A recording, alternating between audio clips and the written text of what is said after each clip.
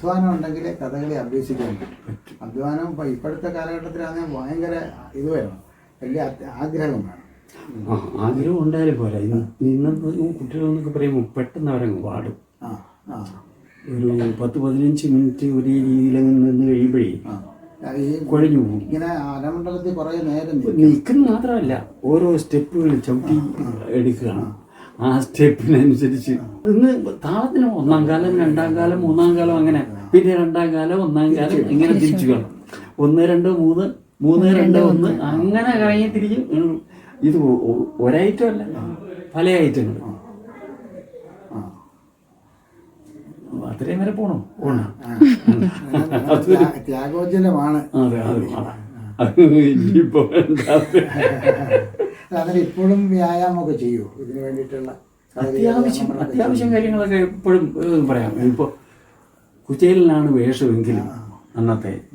അപ്പോൾ നമ്മളെ വിളിച്ചു, അവിടെ തെക്കും ഭാഗത്തു നിന്നുള്ള ഒരു പാർട്ടി വിളിച്ചു. നമ്മുടെ ഒരു സുഹൃത്തുണ്ട്, എന്നാൽ പോലും വിളിച്ച് നമ്മളെ പൂർണ്ണമായിട്ട് അതങ്ങ് ഏൽപ്പിക്കുമ്പോൾ അതിൻ്റെതായ ഒരു ഉത്തരവാദിത്വം നമ്മളിലുണ്ട്. അപ്പോൾ ഇതിൻ്റെ പ്രതിഫലം മാത്രമല്ലല്ലോ, കലയോടുള്ള ഒരു അർപ്പണ ബോധമാണ്. അത് കലാകാരന്മാർക്ക് സാധാരണ വരേണ്ടുന്നൊരു സാധനമാണ് ഒരു സംസ്കരണം, ഒരു വലിയ മനുഷ്യത്വവും സാധനമൊക്കെ വരേണ്ടതാണ്. ഈ ആധുനിക ലോകത്ത് അതില്ലാതിരിക്കുന്ന ഒരു സമയമാണുള്ളത്. കാരണം വലിയ കലാകാരന്മാർ അത് ഇന്നിപ്പോൾ യൂട്യൂബ് അങ്ങനെ ഇങ്ങനെയൊക്കെയുള്ള ലെവലിലേക്ക് ആയപ്പോഴും കവളിപ്പിക്കലാണ്. മറിമായ വായന ആരെയും വിശ്വസിക്കാൻ വയ്യാത്ത ഒരു സ്റ്റേജല്ലേ. ആരെയായാലും ആ ഒരു കണ്ടീഷൻ മാറി വരും. എങ്കിലും 1000-1 പറയുന്ന പോലെ ഇതുപോലുള്ളവർ ആരെങ്കിലുമൊക്കെ കാണാതിരിക്കും. നിൽക്കാതെങ്ങും പോകത്തില്ല, നടന്നു ഉറപ്പായിട്ട് നടക്കും, ഭംഗിയായിട്ട് തന്നെ പോകും. പിന്നെ ചില ആളുകൾ അതും ഇതുമൊക്കെ വരാം. മുന്നനുഭവങ്ങളും നമുക്ക് അനുഭവിക്കേണ്ടതായ രീതികളും ആയിരിക്കും വരുന്നത്. 90% അങ്ങനെ വിശ്വസിക്കുന്ന കൂട്ടത്തിൽ അങ്ങനെ. പിന്നെ ത്യാഗങ്ങൾ അത് ഇതിൻ്റെ കൂടെ ഇത് പറ്റും. ഗുണത്തിനൊപ്പം അപ്പോൾ ദോഷവും ഉണ്ട്. അതല്ലേ ഗുണദോഷം എന്ന് പറയുന്നത്. കഷ്ടപ്പെട്ടാലേ കിട്ടും. പ്രയത്നിക്കുക, ഫലം നമ്മൾ ആഗ്രഹിക്കരുത്. അല്ലാതെ കർമ്മം ചെയ്യുക, നമ്മൾ കർമ്മഫലം ഈശ്വരൻ. അല്ലെങ്കിൽ ആന എങ്ങനെയോ താമര അങ്ങനെ എന്തെങ്കിലും ഏതാവേണ്ടത് 1-2 കാണിച്ചു. അപ്പം താമര ആദ്യം എന്താ കൈ 2 3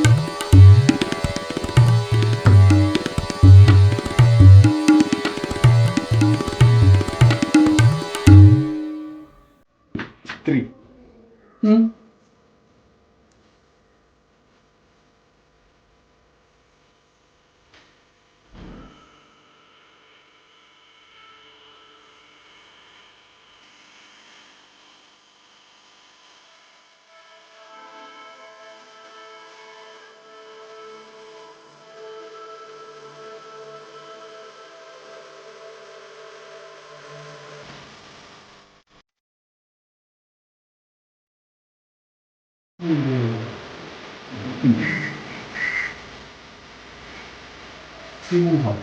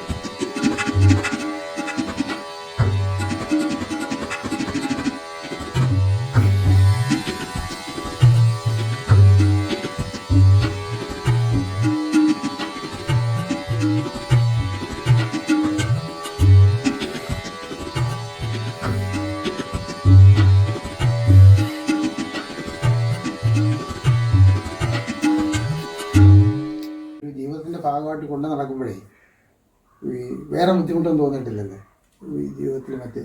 ഇല്ല. കഥകളിയുടെ ഐറ്റത്തിലോട്ട് കയറിയാൽ ഒരു ആനന്ദമാണ്. സത്യം പറഞ്ഞാൽ മനസ്സുകൊണ്ടൊരു സംതൃപ്തിയാണ്. ചെയ്യുന്നത് തീർന്ന് ഫിനിഷിങ് പോയിന്റ് വരുമ്പോൾ വല്ലാത്തൊരു ആഗ്രഹം, അത് സന്തോഷം, ഒരു സംതൃപ്തി അതുണ്ടാകുന്നത്. ഇതിൻ്റെയൊക്കെ ഈ മെയിൻറ്റെല്ലാം ഞാൻ തന്നെ ചെയ്തിരിക്കുന്നു. പിന്നെ നമ്മൾ ഈ കളിക്കാൻ പോയിടത്തെ ഏറ്റവും വ്യത്യസ്തമായ എന്തെങ്കിലും അനുഭവങ്ങൾ നമുക്ക് ഉണ്ടായിട്ടുണ്ടോ? ഏതെങ്കിലും തരത്തിലുള്ള സന്തോഷമുള്ളതോ പ്രയാസങ്ങളുള്ളതോ? പ്രയാസങ്ങളെന്ന് പറഞ്ഞാൽ ഒരു പ്രാവശ്യം ഇത്രയും നാളിനകത്ത് എനിക്കൊരു വിഷമം ഉണ്ടായി. അത് മൂന്നൂരത്ത് അവിടെ അന്ന് നെൽക്കുത്താണ് കഥ. നെൽക്കുത്ത് എൻ്റെ ദുര്യോധനാണ്. ഞാൻ ചുറ്റിക്കിടക്കുക. അപ്പോൾ അണിയറയ്ക്ക് 3 പേര് വേണം. 2 പേരുണ്ട്. ഒന്ന് നമ്മുടെ ഒരു റിലേറ്റീവ് ഒരു പയ്യനാണ്, വരും, സാധാരണ വരാം വരും. അന്ന് ആ സമയമായിട്ടും ഞാൻ ചുറ്റിക്കിടന്ന സമയത്തും അയാൾ വന്നിട്ടില്ല. അവൻ വെള്ളം നെടുത്തുനിന്നാണ്. അപ്പോൾ അയാൾ അങ്ങ് പോകും.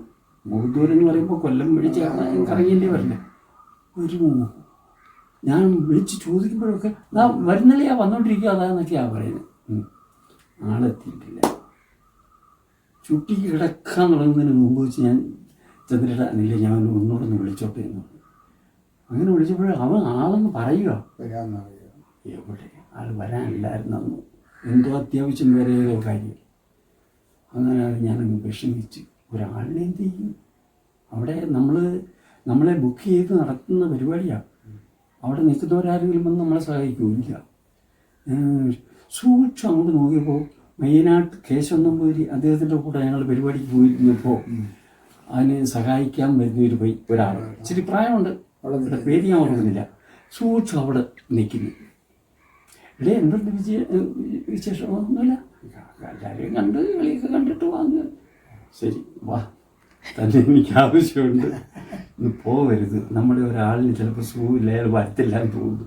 അങ്ങനെയാണെങ്കിൽ അത് പോയേറ്റു സ്വസ്ഥമായിട്ട് കിടന്ന് ചുറ്റിയും കിട്ടി പരിപാടി നടത്തി. ആൾ വന്നില്ല, പക്ഷേ എങ്കിലും നടന്നു. ഇത്രയും നാള് പരിപാടിക്ക് പോയതിൽ എനിക്കൊരു തിക്ത അനുഭവം എന്ന് പറയുന്നത് ഇത് മാത്രമാണ്.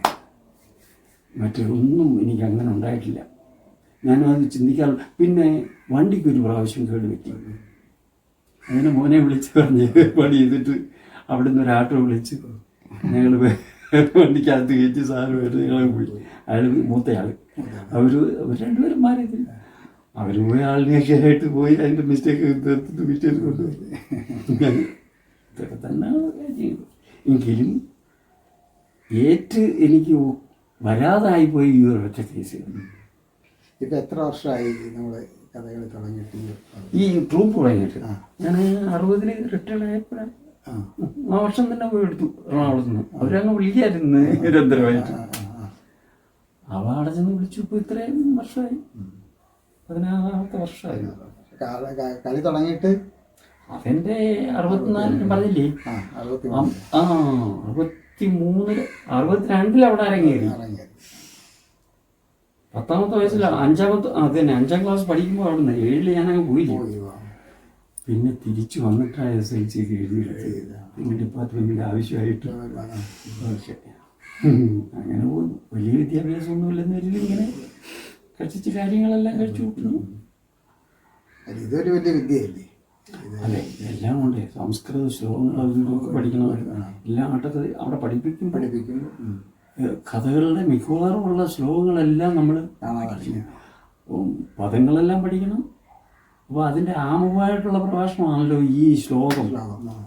കഥാസന്തു മൊത്തം അതാണ്. ആ തന്തു അതിലുണ്ട് ഇതിൻ്റെ എല്ലാ സാരവും. അപ്പോൾ പിന്നെ പദങ്ങൾ, അതിൻ്റെ അർത്ഥങ്ങൾ അതെല്ലാം മനസ്സിലാക്കി അതിൻ്റെ മുദ്രകൾ ഏതാണ് അതെല്ലാം പഠിക്കണം. നല്ല ജോലിയുണ്ട്. ഡാൻസിനേക്കാൾ കൂടുതൽ മുദ്രകൾ. പിന്നെ ഡാൻസിന് മുദ്ര അങ്ങനെ വളരെ അപൂർവമല്ലേ ഉള്ളൂ, കുറച്ചേ ഉള്ളൂ. ഇത് 24 മുദ്ര എന്ന് പറയുന്നത് കറക്റ്റാണ്. ഇതിൻ്റെ മുദ്രകളും ഒക്കെ ഉണ്ട്. ഇല്ല ഇറ് എന്നൊക്കെ നമ്മൾ പറയുന്നത് ചില്ലക്ഷരങ്ങൾ പോലെ, അതുപോലെ ഇതിനുകൊണ്ട് കൊണ്ട്, നിന്ന്, ആയി, എന്നാൽ, ഉണ്ട്, ഇല്ല്, ഇങ്ങനെയൊക്കെയുള്ള ഇതൊക്കെ പ്രത്യക്ഷത്തിൽ ശരിക്കുള്ള മുദ്രകളല്ല. എന്ന് പറഞ്ഞാൽ 24നോട് അനുബന്ധമായിട്ട് ഉള്ള മുദ്രകളാണ്. കഥകളെ ആസ്വദിക്കണമെങ്കിൽ മുദ്രകൾ പഠിക്കണം. അഭിനയവും വേണം. മുദ്ര മാത്രം കാണിച്ചുകൊണ്ടാകുന്നില്ലല്ലോ, അതിൻ്റെ ഭാവവും കൂടെ വേണം. ആ സന്ദർഭവും അതിൻ്റെ രീതിയിൽ വരണം. എങ്കിലല്ലേ അതിനൊരു തന്മയത്വം വരുന്നുള്ളൂ. അത് ഈ പ്രേക്ഷകനും അത് വേണം, കാണുന്ന ഒരാളിനും അത് അത്യാവശ്യം ബോധം വേണ്ടേ? തീർച്ചയായിട്ടും അങ്ങനെ വേണം.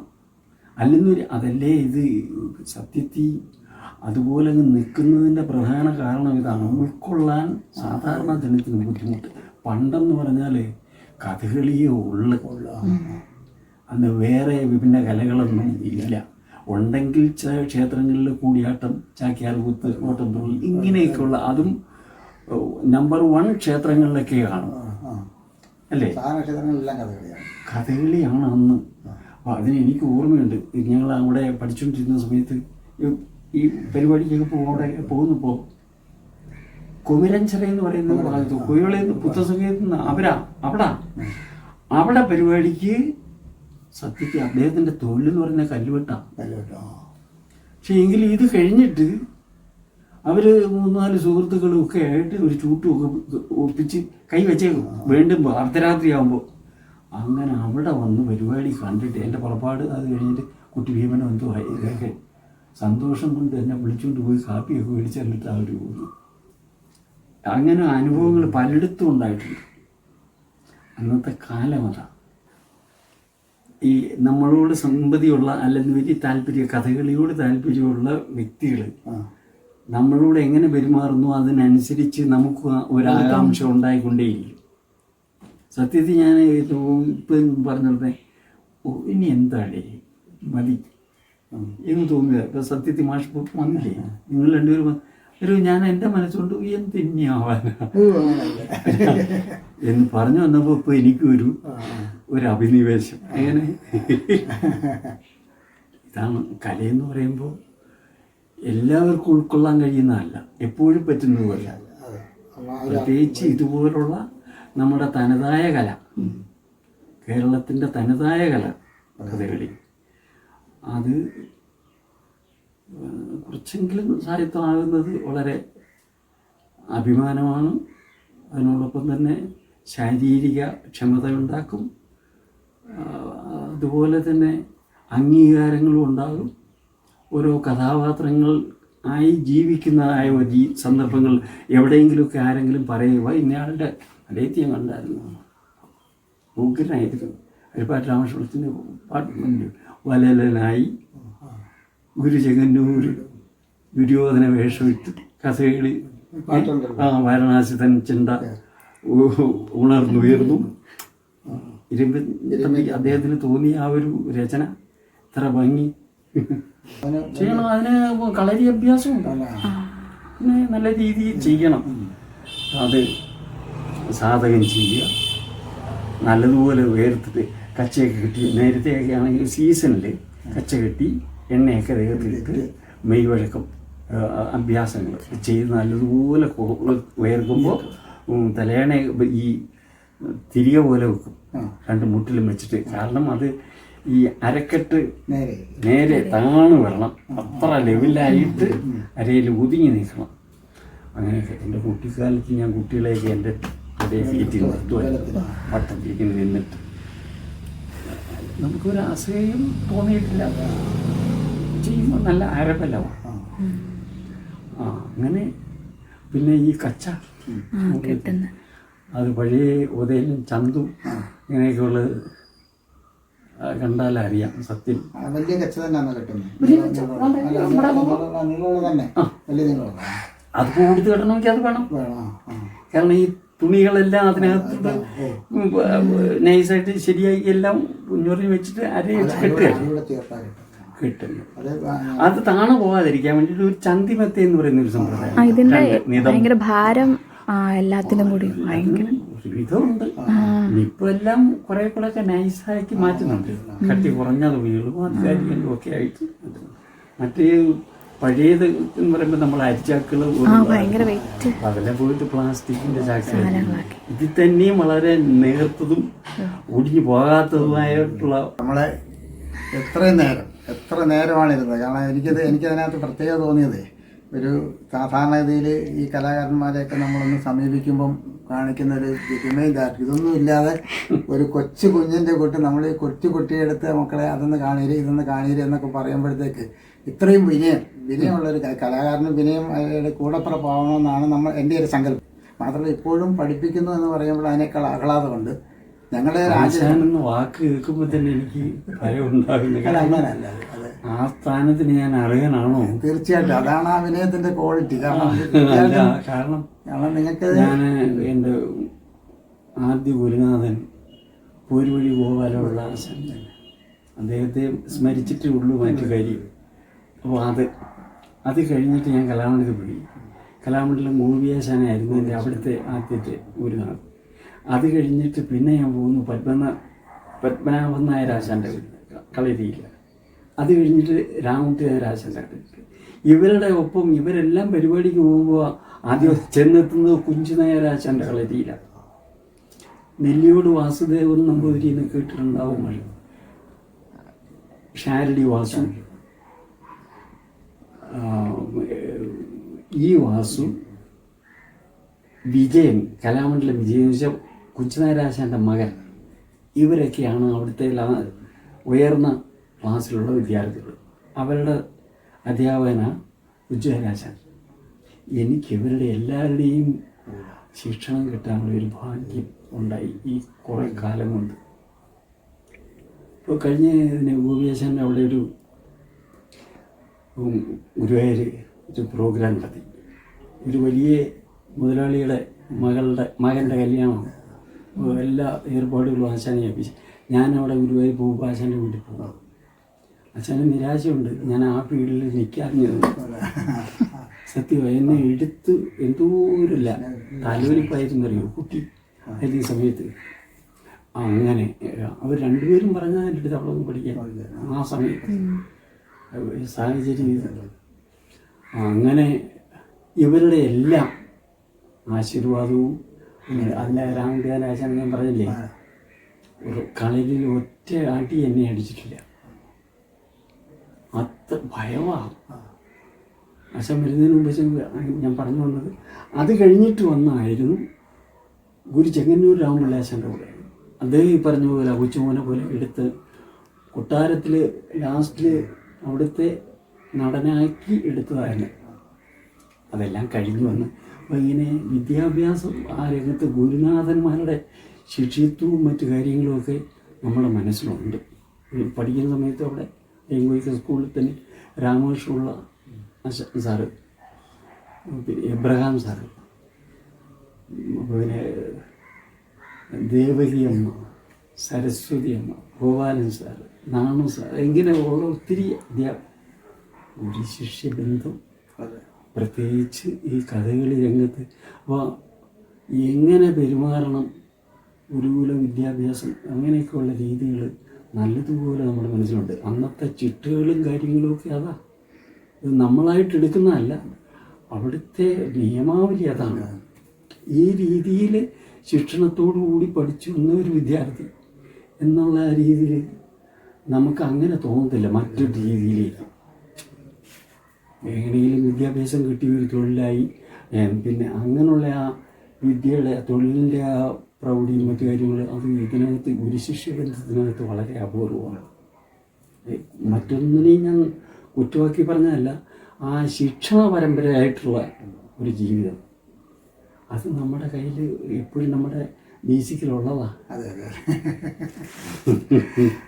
ഇപ്പം ഈ നിങ്ങളെ ഒരു ഇത്രയും നേരം നമ്മളിത് കേട്ടുകൊണ്ടിരിക്കുമ്പോഴും കണ്ടുകൊണ്ടിരിക്കുമ്പോഴും നിങ്ങൾക്ക് മനസ്സിലാവുന്ന ഒരു കാര്യമുണ്ട്. ഇപ്പോഴും ഞാൻ ആശാൻ എന്ന് ഞാൻ വിളിക്കുമ്പോഴത്തേക്ക് സ്വാഭാവികമായിട്ട് ഞങ്ങളെ സംബന്ധിച്ച് ഇത് ആശാനാണ്. പക്ഷെ എങ്കിലും അത് അംഗീകരിക്കാതെ വളരെ വലിയ വിനയം പറയുകയും ഗുരുനാഥന്മാരെ സ്മരിക്കുകയും ചെയ്യുന്നതാണ്. ഇതാണ് യഥാർത്ഥത്തിൽ ഈ പുതിയ കാലഘട്ടത്തിൽ ഞാൻ ഒരു ആശാനായിട്ട് ഇല്ല. അല്ല, അത് ഇപ്പോഴും എൻ്റെ മനസ്സിലുള്ളത് തന്നെയാണ്. എനിക്ക് അറിയാവുന്നതിനെ ഞാൻ പകർന്നു കൊടുക്കുന്നു എന്നുള്ളത് കഴിഞ്ഞാൽ ആദ്യമായിട്ട് ആ സ്ഥാനത്തിന് ഞാൻ അർഹനാണോ എന്ന് പോലും ചിന്തിച്ചു. സത്യമാണ് അത് നമ്മുടെ ആ ജീവിതത്തിൻ്റെ ആ അനുഭവ കാരണങ്ങളായതിനെല്ലാ കാരണം അല്ലേ ആയിരിക്കും. എന്തായാലും ഒരു സന്തോഷം. ഇനി നമുക്ക് ഇതൊരു വലിയ അനുഭവമാണ് ഇത് കേട്ടോ. നിങ്ങൾക്കും നമുക്ക് മാത്രമല്ല ആശാൻ വീണ്ടും ഞാൻ പറയുന്നത് വിഷമിപ്പിക്കുന്നല്ല, എങ്കിലും ആശാൻ പറയുന്ന പോലെ ഇത് ഇപ്പോൾ ഇവിടെ ഒന്നും നിൽക്കത്തില്ല എന്നാൽ എനിക്കൊരു വലിയ ഉത്കണ്ഠയുണ്ടായിരുന്നു. ആധുനികതയുടെ നടുവിൽ ഇടയ്ക്ക് ഇത് നമ്മുടെ ഈ സൈബർ ലോകത്തിൻ്റെ നടുക്ക് ഇതെല്ലാം കൂടി ഇല്ലാതായി പോകുമെന്നുള്ളൊരു വിഷമമുള്ള ഒരാളാണ്. അത് ഒരിക്കലും ഇല്ല. ഇത് മനുഷ്യകുലം ഉള്ളിടത്തോളം കാലം നിലനിൽക്കുമെന്ന് പറയുന്ന ഒരു വലിയ കറയിൽ വലിയൊരു ധൈര്യം, അത് ഈ കലയോടുള്ള അദമ്യമായ സ്നേഹമാണ്. നിങ്ങൾ ഇത് കാണുന്ന ഒരാൾക്കെങ്കിലും ഇത് ഈ പിന്നെ കഥകളി അറിയണം, കാണണം, പഠിക്കണം എന്ന് തോന്നിയാൽ ഞങ്ങൾ വളരെ സന്തോഷമുള്ളവരാണ്. തീർച്ചയായിട്ടും നിങ്ങളിൽ പിന്നെ കഴിയുന്നവരെല്ലാം പിന്നെ അച്ഛനെ വന്ന് സമയമുള്ളപ്പോൾ കാണുകയും പരിചയപ്പെടുകയൊക്കെ വേണം എന്നാണ് ഞങ്ങളുടെ അഭ്യർത്ഥന. നമുക്ക് വീണ്ടും കാണാം. അതുവരെയും നമസ്കാരം.